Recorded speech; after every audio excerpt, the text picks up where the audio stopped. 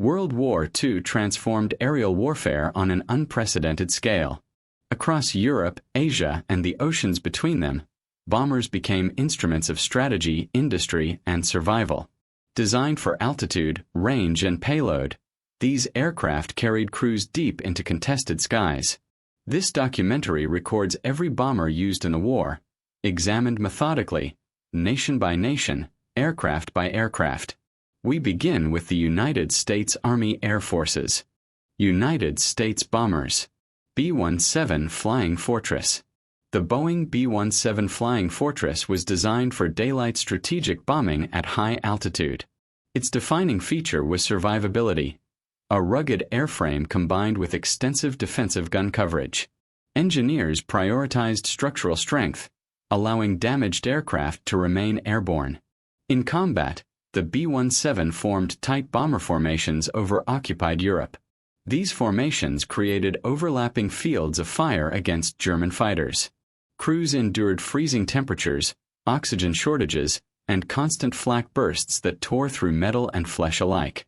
For many airmen, the fortress was both workplace and lifeline. Returning aircraft riddled with holes became symbols of endurance, setting the tone for the air war that followed. B-24 Liberator. The consolidated B-24 Liberator was built for range and payload, capable of reaching targets that were previously out of reach. Its high-aspect Davis wing allowed for more efficient lift, extending missions over Europe, North Africa, and the Pacific. Compared to the B-17, it could carry heavier bomb loads, but the airframe was less forgiving under fire. In operational use, the Liberator was versatile. From precision bombing of industrial targets to maritime patrols against submarines, crews often faced cramped, noisy conditions, and handling quirks demanded constant attention.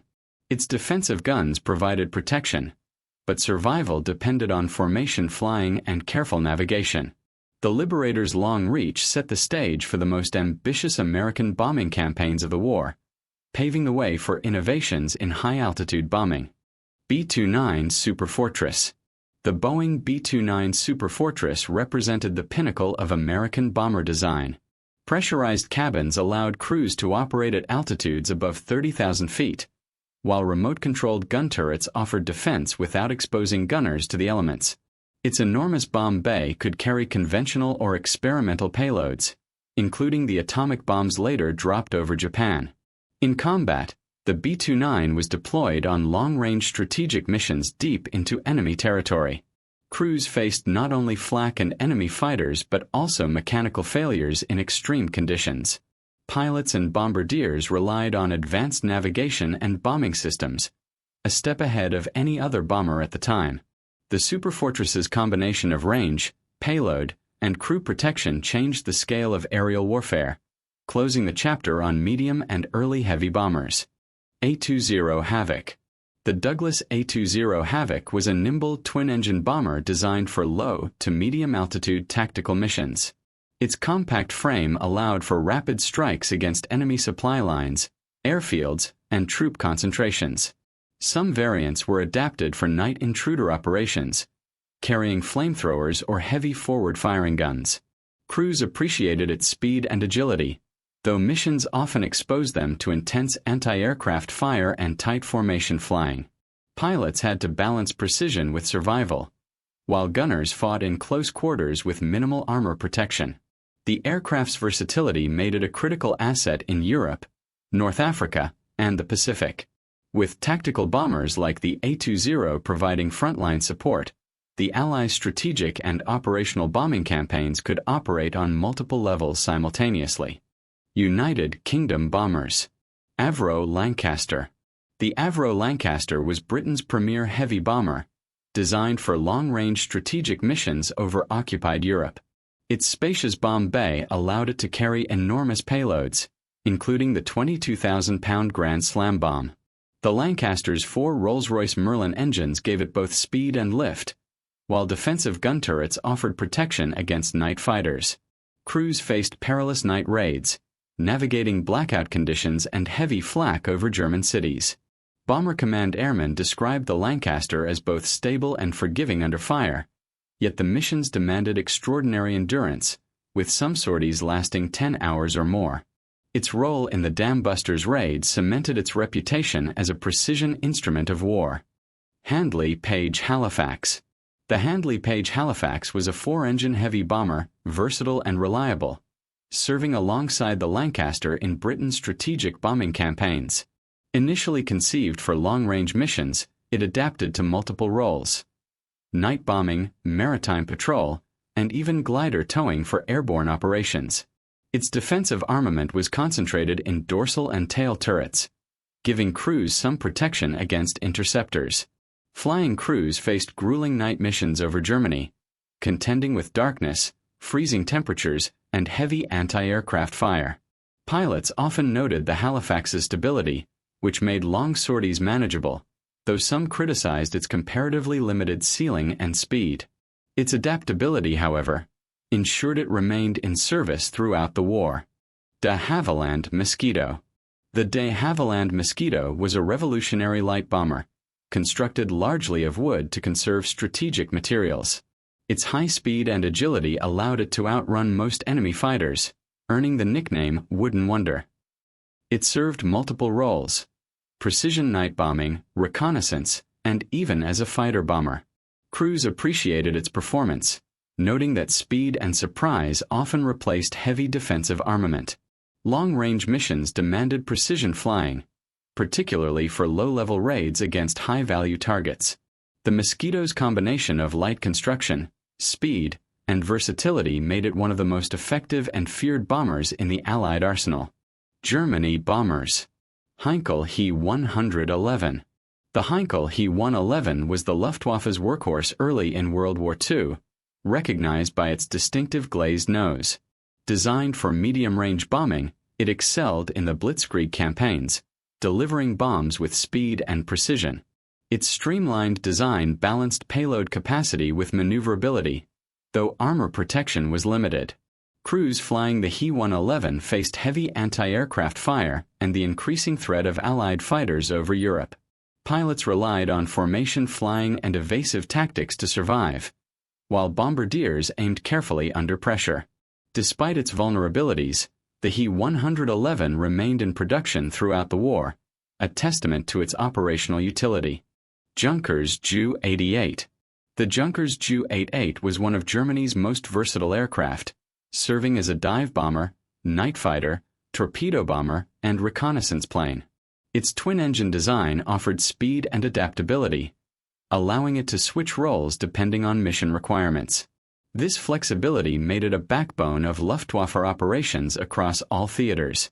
Crews valued the Ju-88's speed, which could sometimes compensate for lighter defensive armament. Pilots faced complex missions, from low-level precision attacks to high-altitude bombing runs, demanding coordination and skill. The aircraft's adaptability ensured it remained in frontline service throughout the war, despite heavy attrition. Dornier Du-17. The Dornier Du-17 earned its nickname, Flying Pencil, from its slender fuselage. Designed as a fast light bomber, it was optimized for tactical strikes and early blitzkrieg campaigns over Poland, France, and the Low Countries. Its compact design allowed for speed and maneuverability, but offered minimal armor protection for crews. Crews experienced cramped conditions, especially in the narrow fuselage, and relied heavily on precision flying to avoid anti-aircraft fire. While vulnerable to fighters, the Du-17's agility allowed it to execute rapid bombing runs and reconnaissance missions. It served as an early workhorse for the Luftwaffe before larger bombers like the He 111 and Ju-88 took precedence. Japanese bombers. Mitsubishi G4M. The Mitsubishi G4M, nicknamed Betty by Allied forces, was a long-range naval bomber used extensively by the Imperial Japanese Navy. Its design emphasized speed and range, but at the cost of armor and self-sealing fuel tanks, earning it the grim nickname Flying Lighter. It could deliver torpedoes, bombs, and reconnaissance equipment over vast distances in the Pacific. Crews often faced deadly exposure to Allied fighters and anti-aircraft fire. The aircraft's light construction made it fast, but any hit could be catastrophic.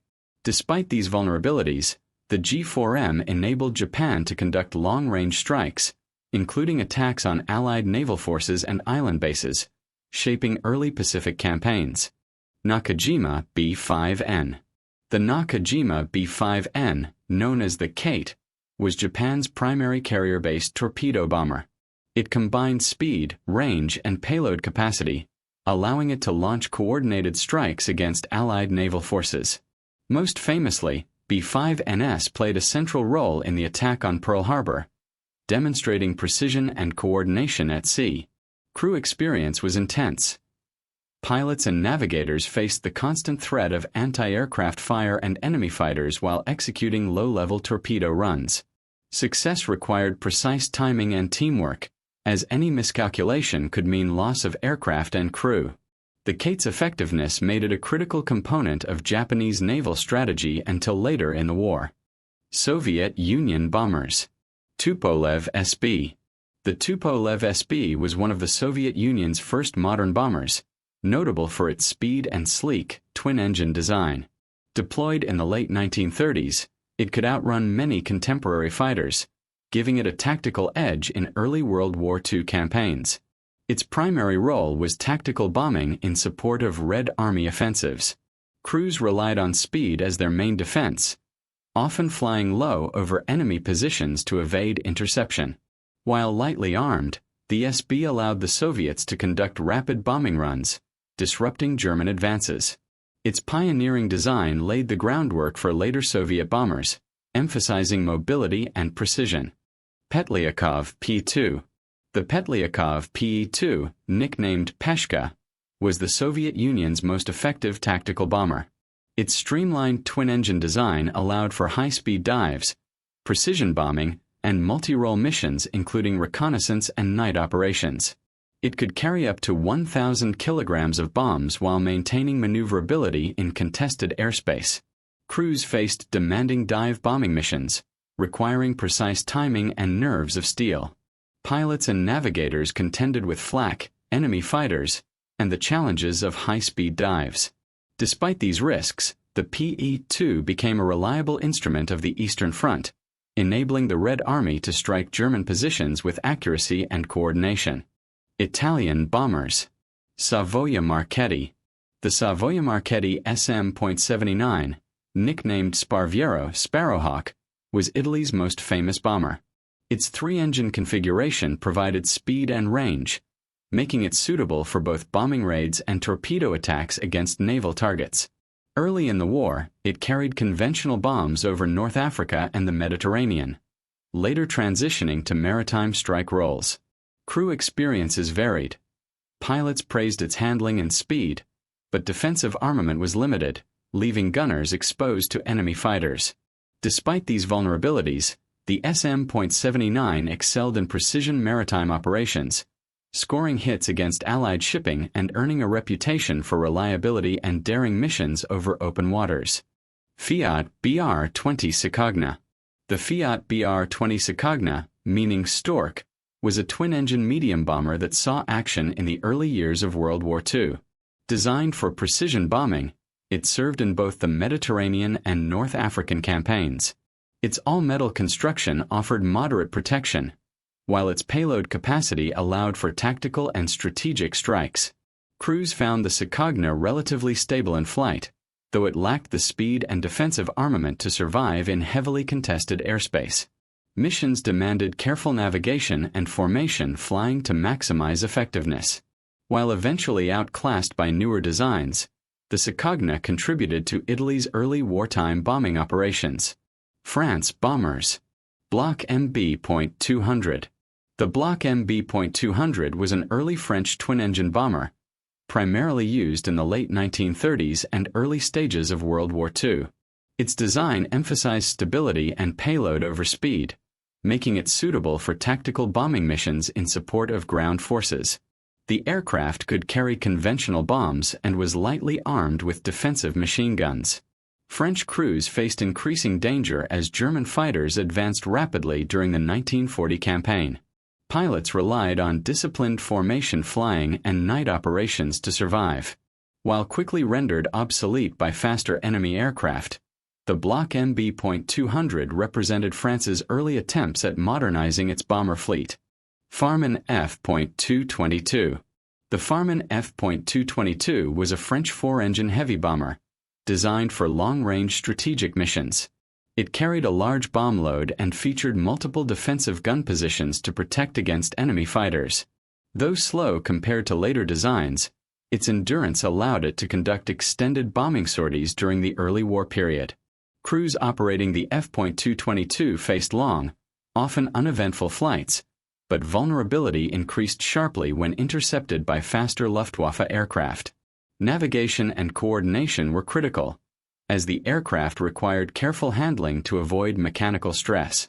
While few survived the German invasion intact, the F.222 showcased France's ambition for heavy strategic bombers. Canadian bombers. Avro Lancaster MKX.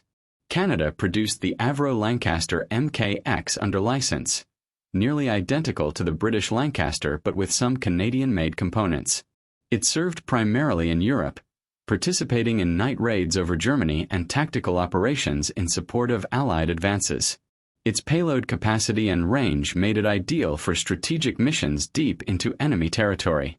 Canadian crews praised its reliability and handling, though missions remained perilous with heavy flak and night fighter threats. Airmen often flew long sorties in freezing conditions, relying on formation flying and precise navigation. The Lancaster MKX became a symbol of Canada's contribution to the Allied strategic bombing campaign. North American B-25 Mitchell. The B-25 Mitchell was a twin-engine medium bomber used by Canadian squadrons alongside American forces.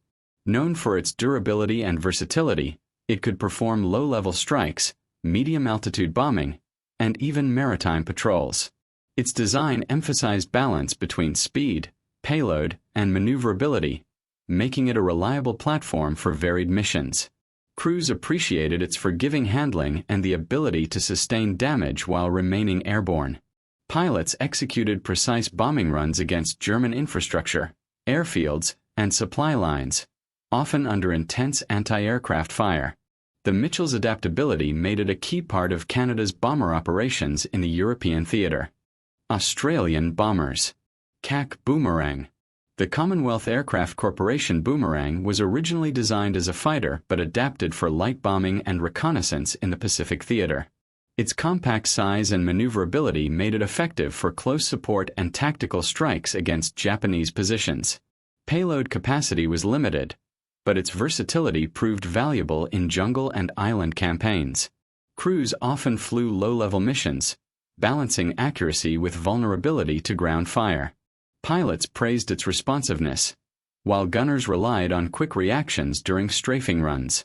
The Boomerang exemplified Australia's approach, using locally produced aircraft to meet the immediate demands of regional warfare. Bristol Beaufort. The Bristol Beaufort was a twin-engine torpedo bomber used by the Royal Australian Air Force for anti-shipping strikes and maritime patrols. Originally a British design, it was produced and flown in the Pacific to target Japanese convoys and support Allied naval operations. Its range and payload made it suitable for both torpedoes and conventional bombs.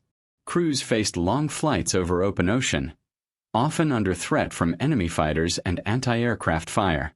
Pilots had to navigate accurately for torpedo drops, while gunners and radio operators maintained constant vigilance. The Beaufort's effectiveness in maritime operations showcased Australia's contribution to controlling Pacific supply lines. Poland bombers. PZL.37 Loesch.